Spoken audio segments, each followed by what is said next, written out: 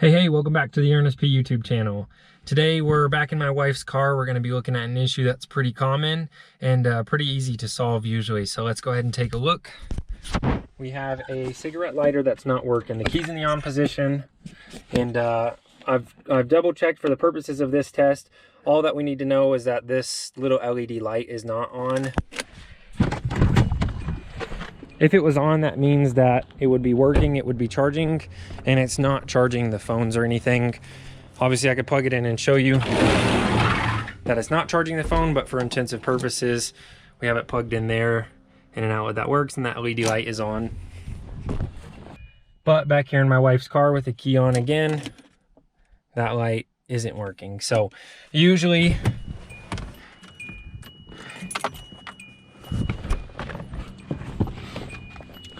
the issue is a fuse. So what we'll do is just pull open the fuse panel here, and then we'll look. So it says right there, cigarette lighter, C lighter number 13.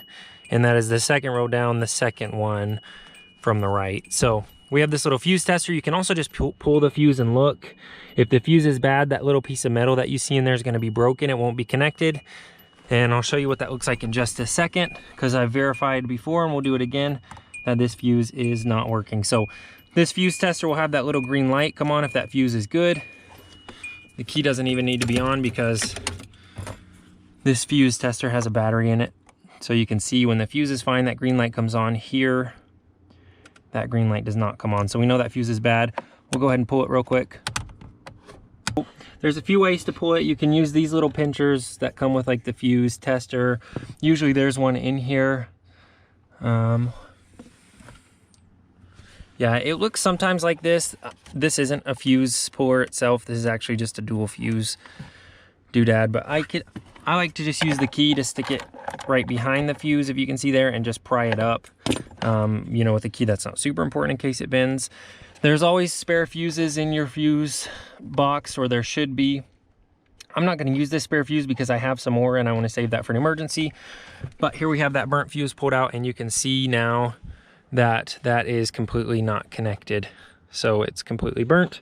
We'll go ahead and stick our new fuse in. Super simple. Just stick it in, push it in. Now we'll put this cover back on, and we'll try it again. We'll turn the key to the on position and see if that little light comes on.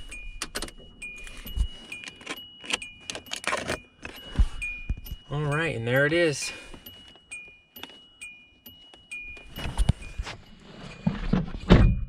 Thanks for watching. This has been a tutorial on the Ernest P YouTube channel. If this is your first time here, please consider liking and subscribing. We'll do tutorials, talk about cars. We'll answer some questions. If you have anything, leave it in the comments down below. Thanks for coming. As always, have a good day and peace out.